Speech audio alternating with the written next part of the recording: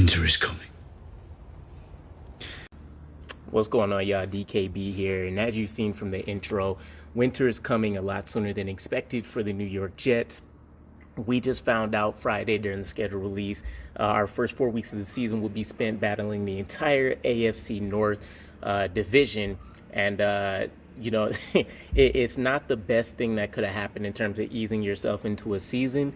The AFC North has consistently produced either the Steelers or the Ravens as a division winner, and both of those teams have consistently been able to get pretty deep into the playoffs. We are also talking about a Browns team that was on the rise even before they went and got Deshaun Watson, assuming that he can play this season without issue. And then you're talking about a Bengals team that just went to the Super Bowl in only Joe Burrow's sophomore year, where we've seen the offense for them explode purely based off chemistry and some talent that they brought in. So, there's definitely big things on the horizon for that division, but it leaves us in a precarious situation in terms of, do we already go, 0-4 in September as we've kind of been accustomed to the last few years, or do we rise to the occasion and maybe steal a couple games and win some few others that we deserve? So I'll be breaking down some of these games, week by week in terms of what we can expect, how I think our roster compares to the other teams, and then some win-loss situations there. So without ado, week 1, we are at home against the Ravens. And we're talking about a team that went 8-9, missed the playoffs for the first time in 4 years, but was absolutely decimated by injuries across the board at every position, down to like the third and fourth man on the depth chart. So the fact that they still were able to eke out 8 wins, play as tough as they did, and still have a chance to reach the playoffs says a lot about how well coached they are, and just that win at all cost kind of mentality that we're accustomed to seeing and used to. So to start things off, I guess we should do the overall stats that they finished the season with. So they were a little bit more susceptible in years past. Again, completely decimated on defense, but they did rank in the bottom area of the league compared to years that they generally are finishing in the top 10. So we're talking about, in terms of total yardage finishing 25th in the league on defense, and then kind of suffering more so in the passing game. In the rushing department, they're definitely still, top tier, but still some leaks there as well. So something they wanted to round out that we've seen with their additions of the draft class. But offensively, powerhouse, 6th in the league, at least in terms of raking up the yardage. And we've seen them flourish regardless of if Lamar Jackson was there leading the way in the rushing department for the team, or if it was, I believe, Huntley that they brought in that was able to make some things happen still. Of course, unexpected for them that he was even going to get playing time, but still big things ahead for them, especially with a healthy roster coming in and the influx of talent that they have. So let's go ahead and kind of take a look at position by position where we're at with things. So when it comes to the Ravens, we're talking about quarterbacks.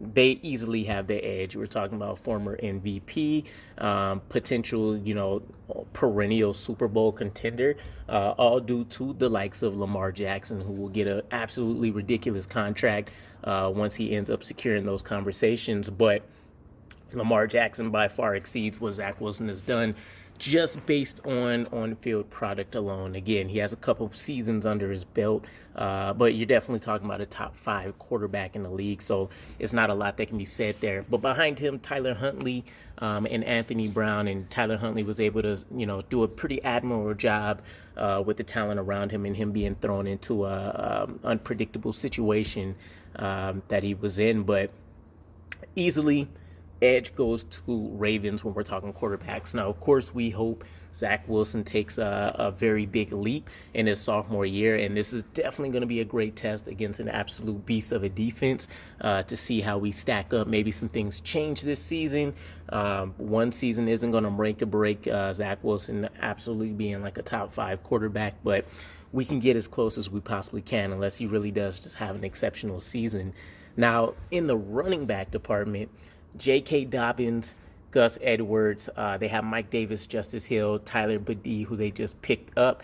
And the crazy thing is a lot of these people were injured before even the regular season starts. Justice Hill goes down, J.K. Dobbins goes down, Gus Edwards gets an injury. They bring in Mike Davis, they bring in Tyler Badie to try to shore some things up, but at this point, at the rate at which like running backs get hurt, you almost have to be 6 deep so that you can pull players off of your practice squad as well. But if we're talking purely based off talent, we're talking about a proven product in Gus Edwards. J.K. Dobbins looked really solid. Justice Hill was an up-and-coming player for them and able to make some things happen. And then you bring in Mike Davis from the Falcons, who was, I believe, their leading rusher last season in a pretty porous offense. And you're really rounded out from, starting at number 1 to your running back 4. So it looks very, very good for them. When you compare it to the Jets running back room, we do have Breece Hall that we just brought in. We have Michael Carter, who looked absolutely excellent last season. Exceptional contact balance, and he was able to make people miss at a exceptional clip last season. But behind him, it's not necessarily as great as you would like. We do have Tevin Coleman there. He's coming off an injury, though. He is a proven product on the field, but how many times can you bounce back in your latter years, especially at the running back position when you're getting battered and bruised pretty consistently? And then behind him, it's a little bit of a toss-up. Do we have Ty Jackson back? Does LaMichael Pirine finally show something? So at least in terms of 3rd and 4th spots, not necessarily as deep. And again, the Ravens have finished top 5 in the rushing department with that gauntlet that they have there. So I'm going to give the edge to the Ravens again. Although with that said, I do think that the Jets should have a top 12 potential rushing attack in the league with our 2-headed monster, and then Tevin Coleman being out there to kind of help in spot duty here and there as people need breathers. Fullback, easily again a win for the Ravens. They have Patrick Ricard holding down the fort for them. We have a combination of Trayvon Wesco and Nick Bawden. It's not even really a comparison. Edge goes to the Ravens. So we're 0-3 so far. Now, when you take a look at the wide receiver room, I think this is where we might be able to take advantage. So Rashad Bateman looks like he should be a player for them, but then it's Tylan Wallace. Looks like we have Devin Duvernay, James Proch II, and then Mekhi Polk, Devin Williams, Slade Bolden, Trayvon Clark, Shamar Bridges, and Raleigh Webb. Not a lot of star power there in terms of name value alone. Rashad Bateman is really the name that sticks out.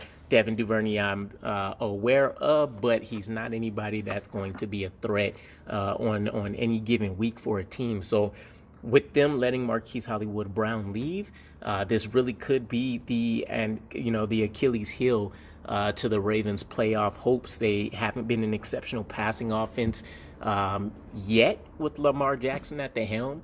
Again, it's not like he's had tons and tons of talent in the wide receiver room, but they should have been able to make some more things happen. So seeing Brown leave and not really having a bunch of adequate replacements behind him questions how much they're going to be able to rely on the rushing game to win these games. So it's going to kind of be an old school early 2000s approach where the defense is going to have to be on lock, and the Ravens are really going to have to crank out these 3rd down conversions, getting plenty of 1st downs, being able to take advantage of their red zone opportunities to either distance themselves so they don't have to play such close games, or that's really what it's going to be, a lot of like 10-13 style victories.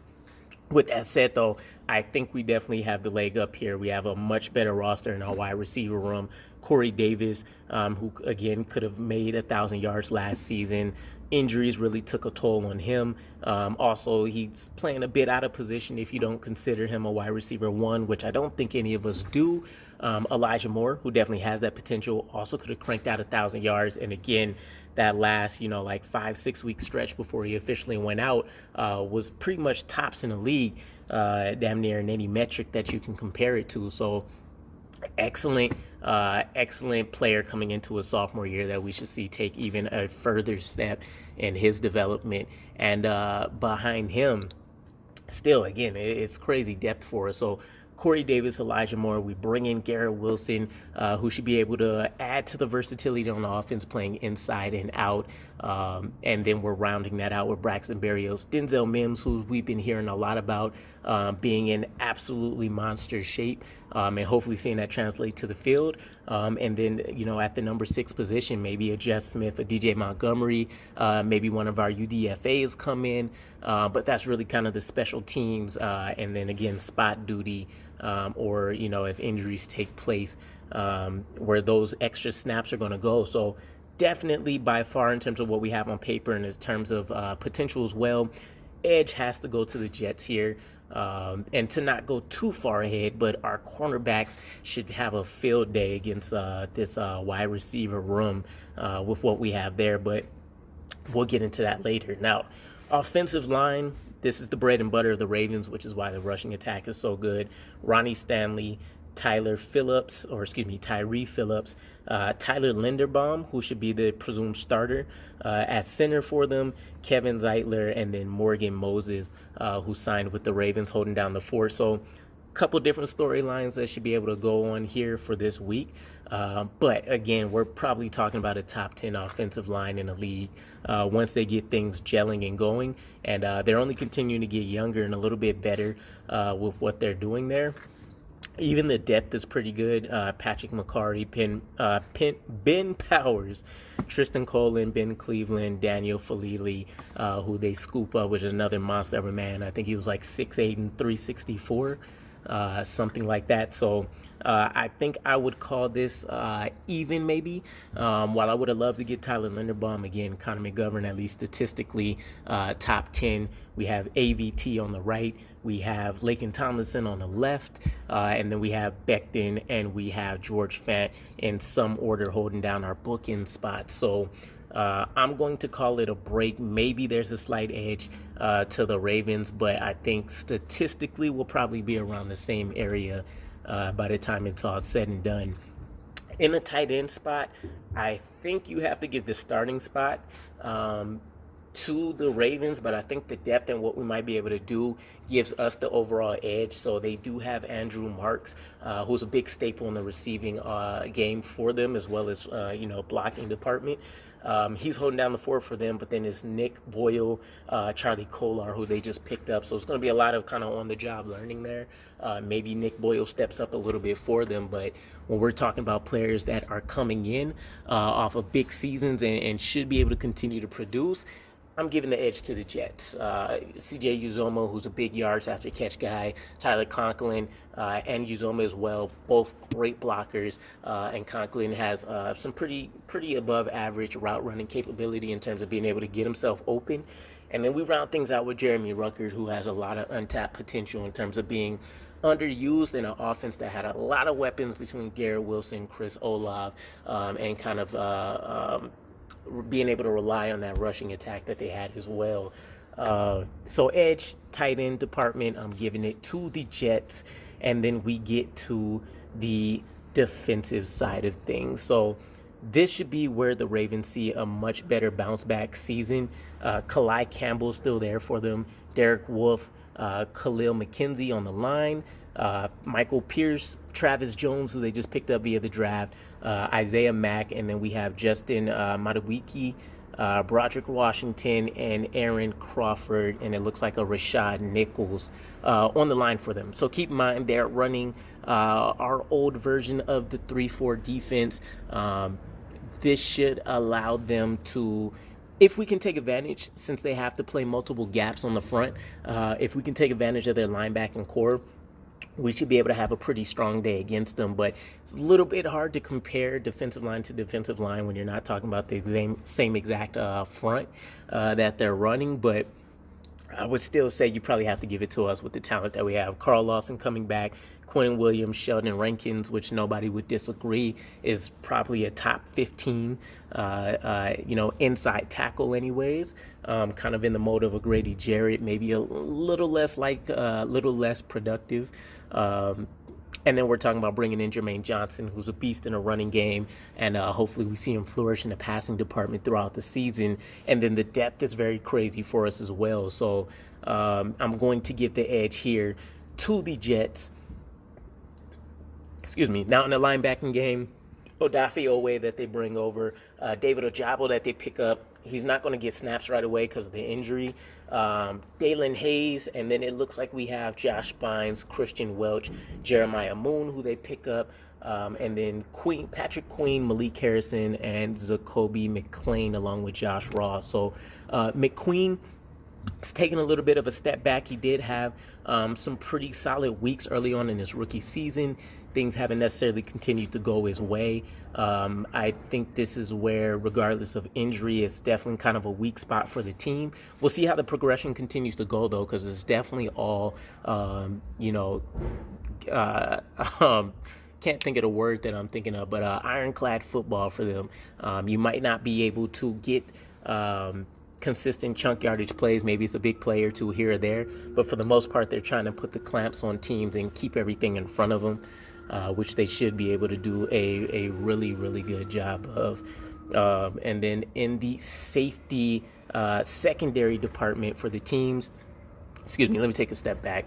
Linebacking is easily going to go, with that said, to the Ravens. I think the Jets are still hoping for a lot of potential getting realized this season. We haven't really added anything to the roster, so it's a little bit touch and go. I think a lot of us are very cautious about what the product is going to look like in terms of the linebacking core. CJ Mosley, absolutely still a beast, but probably getting up there in age, which was why we're seeing maybe a loss in step and things like that. Not quite being able to get to the plays as soon, but we're still really relying on Hamza Nasruddin, Jamian Sherwood to step up. Maybe Phillips shows that he can definitely be a part of the rotation going in. And then we're talking about Quentin Williams' brother in Quincy that's holding down one of the forts. And while he has an exciting style of football, might not be necessarily the best fit for us needing to have, sideline to sideline playability. But we should see how the development goes. But again, with that said, linebacking edge goes to the Ravens. And then in the secondary, absolute phenomenal part of their defense. Marcus Peters, Kavon Seymour, Robert Jackson. They have Iman Marshall, and then it looks like we are... how could I forget? Marlon Humphrey. They bring in Jalen Armour Davis. They got Kevin Tolliver II, and then we are looking at Denzel Williams. I don't know how to feel. I think we're deeper. We don't necessarily have the same proven product. So I would say edge in terms of what we know about the defenses goes to the Ravens. If we can get the technique up and the understanding of the defense sooner, I think you're talking about DJ Reed, Sauce Gardner, Michael Carter II in your slot, and then having Bryce Hall as your fourth, being able to lock people up. Absolute dub for us here. So it's a bit of a toss-up. I might actually call it even, just because we're deeper. We'll have better potential to handle their offense. I'll say even. We probably deserve the edge, but I'm going to go even there. And then in the safety department, we're talking about them picking up Kyle Hamilton. They also had Clark Chuck, Geno Stone, and it looks like they had Marcus Williams, Tony Jefferson, and Chris Moore. So it's going to be an interesting time. I think the safety department is definitely still a work in progress for us. Us bringing over Jordan Whitehead was definitely a huge boost to the defense there. But then we still don't really have anything beside him unless LaMarcus Joyner bounces back and he's able to get back to his normal production, or if we have somebody like Jason Pinnock who ends up stepping up, or maybe Ashton Davis, who finally during a healthy offseason maybe realizes what he can become in the defense. But it's definitely more question marks on our end than for them. So I'm going to say edge goes to the Ravens. And with that said, there's definitely a lot more proven talent and ability in the Ravens department across the board than it is for the Jets at the moment. We'll see what happens by season's end. Maybe the rookies come on sooner. Maybe the sophomore players definitely take that big second-year leap that people are accustomed to. And maybe some of our veterans like Corey Davis and stuff finally blow the top off the roof for us. Who knows? Anything's possible. But with that said, I think this is a loss to start the season. I think that they might be able to take a advantage of our linebackers early on. And I would say it's probably, I'm going to say a 10-20 victory for the Ravens. I think we do get something going, but by the time the third quarter rolls around, I think we kind of get the feel, even though the score might not necessarily look that way, that the Ravens might be able to literally run away with it, which our run defense was very leaky last season. But let me know what your guys' thoughts are about the week 1 home opener for us, and let me know your predictions on kind of what will go down and who might stand out for us. That said, peace.